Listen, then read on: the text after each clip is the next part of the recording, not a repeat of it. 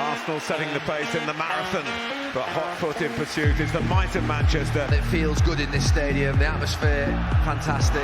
Rashford. Oh, what a goal! It's absolutely lethal. And Eddie Nketiah at the far post. Arsenal hit back. McTominay. Beaten away by Ramsdale. Saka tries one. Oh! Fabulous. Ramsdale comes for it. And it's headed in by Martinez. What a game. Arsenal have the lead. 50 points for Arsenal. Arsenal 3, Manchester United 2. Really good player. As centre forwards, and I don't think Eddie's got better or he was worse when he wasn't playing. He's just got time now. He's just got time over the white line. He's playing in the first team. As a centre forward, if you get your time in the first team, your confidence builds. You nick a couple of goals. This is now in a natural. game like this to score. Yeah, but he played really well at Tottenham, but he didn't score. Yeah, and that's surely it's going to be really significant that you play well in a big game and you do score. Yeah, and because he's just doing what he does naturally at the moment, and he's getting his goals because he's getting starts. He's always had this. Yeah. He just hasn't really had the game time, and I'm pleased for him. I really am. Yeah. Wan-Bissaka played very well against Martinelli one-on-one, didn't he? Yeah. Because he's very good defensive in that. That's his game, yeah. But that bit of his defending, yeah, Erik ten Hag will be really unhappy with, because that's... I mean, you said this to me. I've learned lots from Dion over the years, Jermaine. Yeah. And we all know about, if you can see the number of the defender... That's where Dion would have been at the back post. Yeah, Well, yeah, once you can see the number, then it's... it's... That split... games are like... It's key moments in games. And you can see here, he doesn't even really skate, doesn't look here. It's too late. It's too late, you have to sense the danger. Yeah. I'm a centre forward, like I've never been in that position before, but you have to sense the danger. Like the ball's gone wide, you have to see, because initially he sees him, he does, and then all of a sudden he's watching the ball, and then just he doesn't get across. And when we say, just to explain, when we say if you can see the defender's number, that means that he's got his back to you. So he doesn't know where you are. Yeah. So that's basically what it means. If he sees somebody's number, then he's got no idea where you are. In a split second, you, the attacker, and then you're in charge, because you can go left or right. He's got no idea where you are. Bukayo Saka's now scored against Manchester United 3 games in a row. He had a really good World Cup, didn't he? Played very well for England in Qatar, and he's just carried on this form now for Arsenal. What he does really well is he slows defenders down, and then now, so you can see here he's in full control, and he's got that sharpness over 2 or 3 yards, where he gets away from people and then he gets his shots off really quick. But I just feel like when you play against players like that, Luke Shaw's got to do better for me. This is Eriksen here. You could say get a little bit tighter and stop the shot, but it's easy watching from here. When you've got players that are that sharp over 2 or 3 yards, it's difficult to stop. It's the slowing down. I never had that. Yeah. I never had that. I never had that. It was the speeding up that was the problem. I never had that change of pace. Yeah. What did you slow down, and then you've got to go quick. And you've got to be as quick as Saka, and there's not many that are. Open his body out and just put it into the corner. Let's get it right. It's a half a yard from, it is, isn't it? From the post. And it's like Rashford, 2 England internationals, real pace that they're shooting at from 20-25 yards. And these are international goalkeepers, but we can't criticise them. That's a fantastic thing. That's in the side netting. I don't think any goalkeeper saying that, to be honest. But like I said before, he's so sharp, and once you slow a defender down, slow his feet down, and you can change speed like that, it's difficult to stop. Yeah, the life of a goalkeeper. So Ramsdale makes a terrific save to keep it 2-1 from Rashford. It's taken a deflection. Then Manchester United, a few moments later, get a corner, and Ramsdale look at this and think, this is goalkeeping error, really, is it? Or certainly goalkeeping contributing towards it. Yeah, I think there's a lot wrong with this. Look at the players in and around Ramsdale. Comes out into his own players. So communication's wrong. If he's shouting keepers, his players would have got out of the way. Yeah. If they're shouting, I'm going to clear this, then he should have got out of the way. Yeah. So the communication's wrong. Odegaard there, he's got an opponent diving in to head the ball to just kick the ball, kick something. Yeah. Defend it. I think Ramsdale there will look at that tonight and he'll go, right. Should have left it to the defenders. I should have left it to the defenders. I think he should have punched it. Or I should have punched it. Or should have punched it. I think if you're not sure, then I think maybe he probably thinks, watching it back, I should have just punched it. And JD will tell you the same thing. If we are in there and a goalkeeper of our era is coming to get that, you hear keepers, you are getting out of the way. Getting out of the way. You're getting out of the way. So I'm thinking to myself, Ramsdale's not called. No. So if you call, your teammates know. And there should be players all over the floor. He should have just knocked over players. I used to stand on the goalkeeper corners. I would try and stop the keeper from coming. But 9 times out of 10, you're getting pushed out of the way. Yeah. You have to dominate that area as a goalkeeper.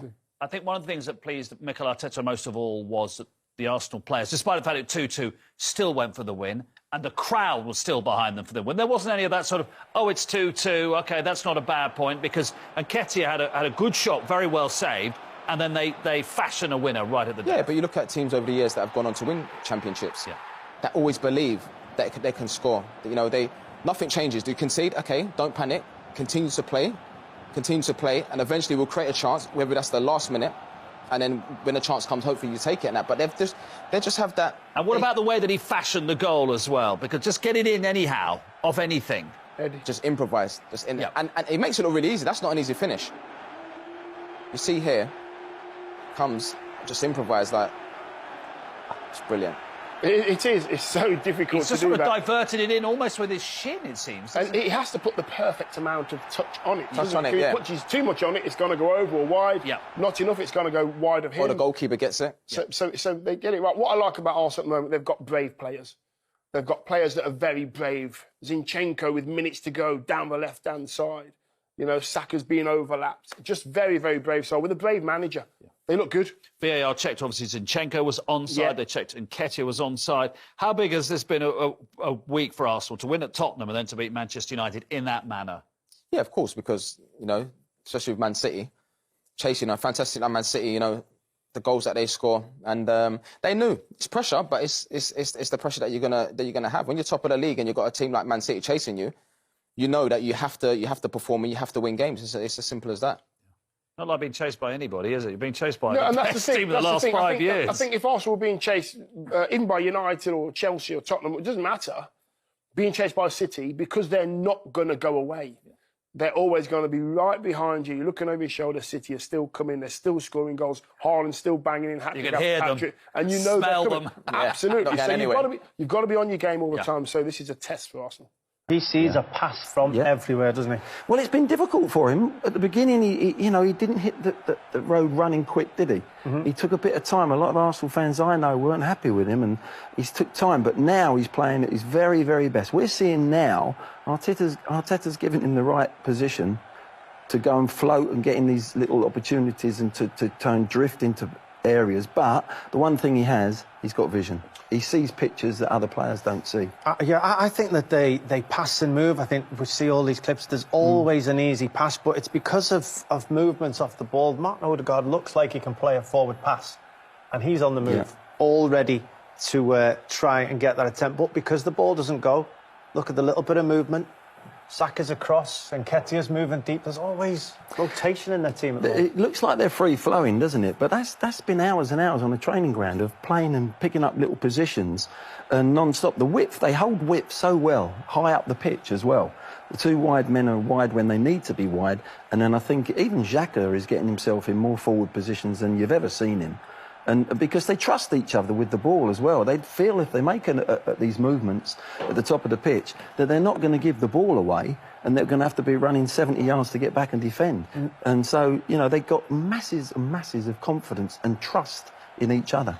To do that, that's when you're prepared to put numbers in the penalty area, but they ring the box well as well. They do. I mean, you know, you've got those offensive players. They're a dangerous team. For me, when you're watching Arsenal, you're thinking they've got so many players that are coming from left, right and centre, and you think they're dangerous.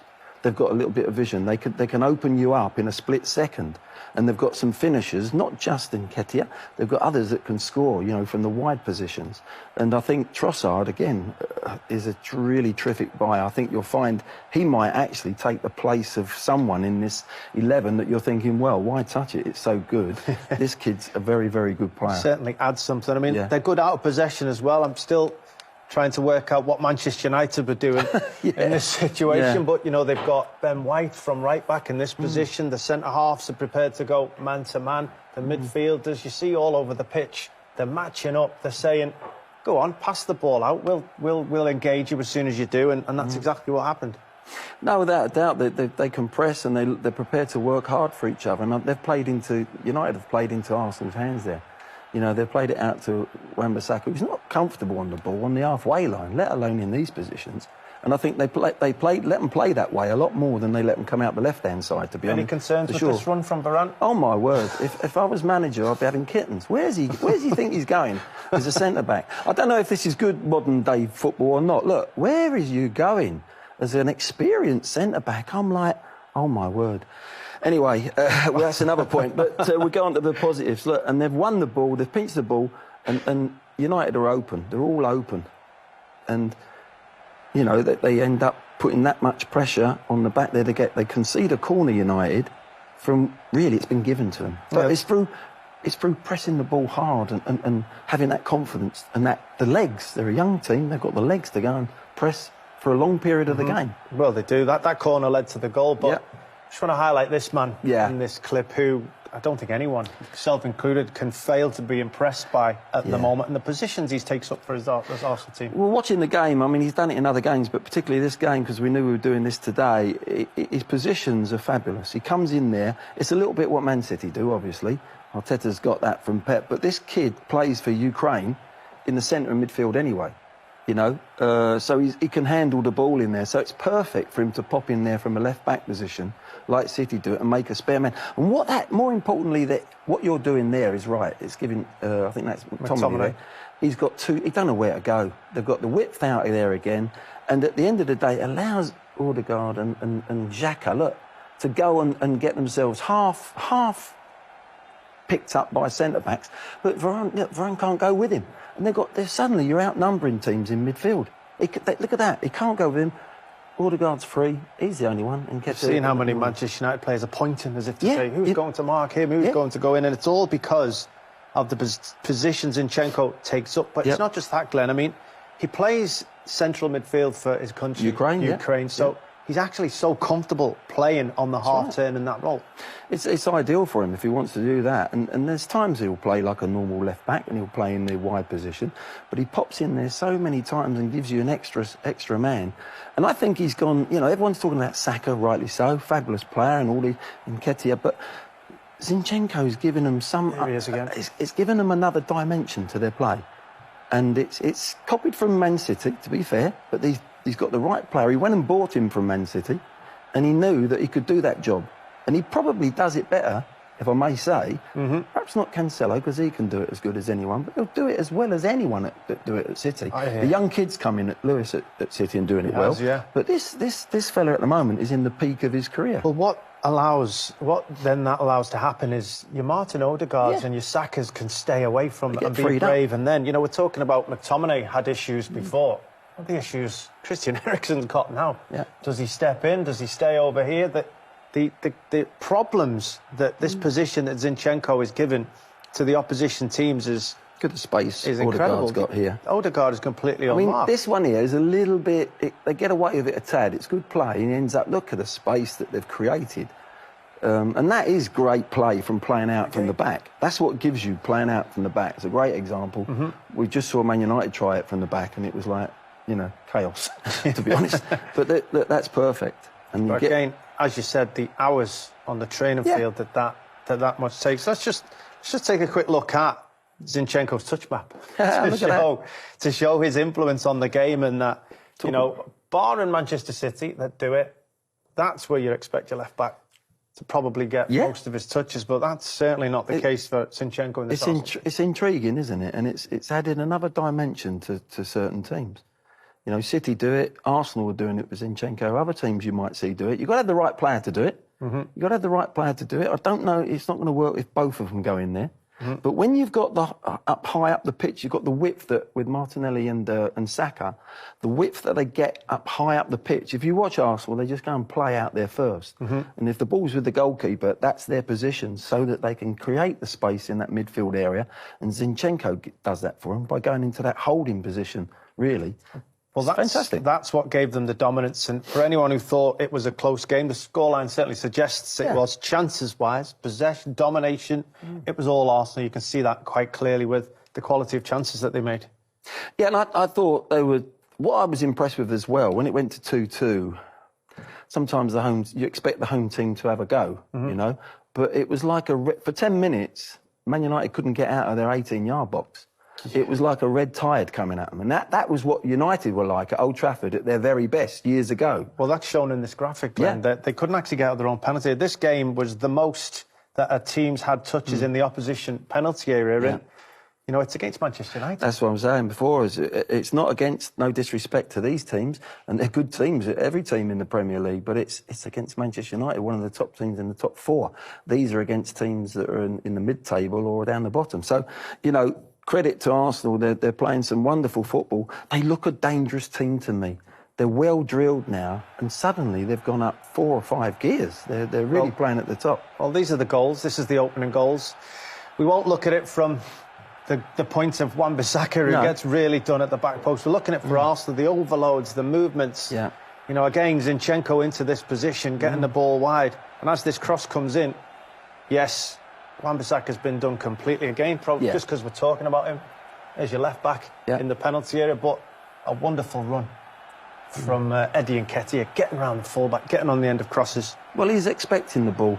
The defender's not. And it should be the other way round. As a defender, you've got to say, what if? I've got to get myself in the right position, because what if that ball comes in there? And he was just totally dolly daydreaming, as I would call it, when back. But a great forward play, centre forward play. The numbers Arsenal have in the penalty was a theme all afternoon. Quickly winning the ball back here, another theme of all top sides, and then rotating the ball wide. Well, this is that period, I think. I'm guessing that's the period of when they couldn't get out, Man United, and it just kept coming back at them.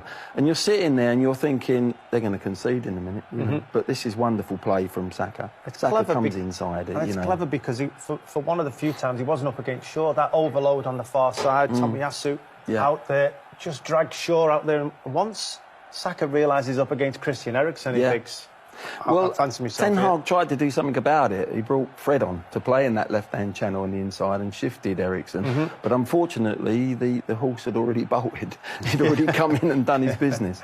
But it's a terrific finish. It really is, because it's a lovely...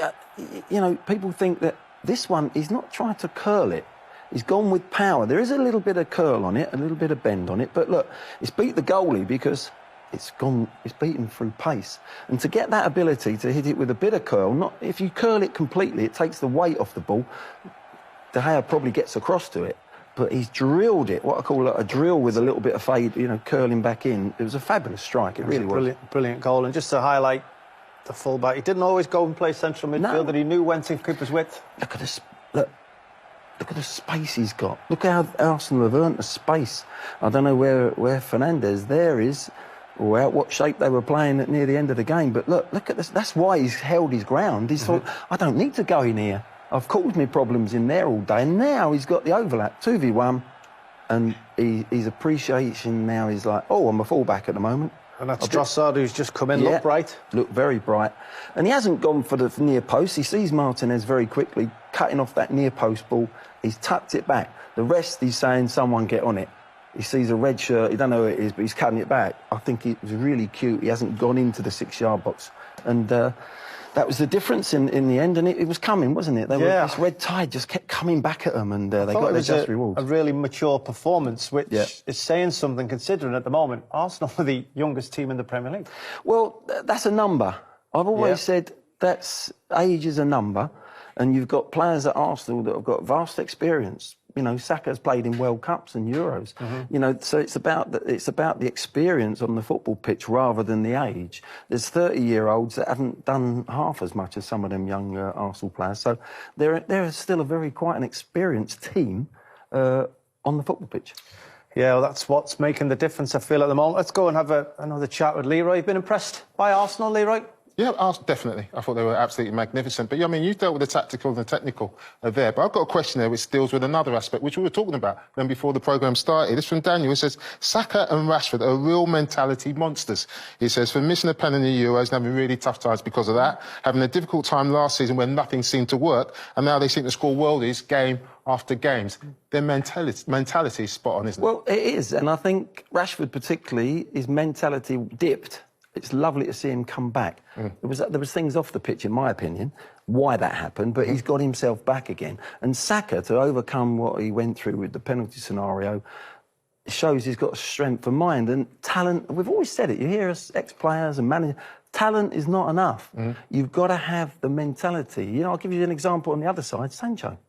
Where, you know, it's the mind of Sancho at the moment. I'd love to sit down with him and say, where are you as a player? And there's a player in there, of course there is. And it's lovely to see these young English players all scoring goals in a big game like that. Absolutely, Glenn. Look, I'm looking at the table now, Glenn, and do you know what? The producers asked me to ask you this question. It's not come from me, Glenn. Oh, I know. Quick it answer. must be coming. Will Arsenal win the league? Listen, if your horse is... I think they're favourites now. I think they've got themselves in a really great position. If you're halfway round the Grand National and your horse is ahead and it's leading, do you think someone's going to say, oh, that's going to win? There's a long way to go. Not the horses I pick, Glenn. There's a long way to go. There's such a long way to go. But they look the real deal, I've got to say. If they beat City out of the 2 games, if they just beat them once, I think then they can get over the line.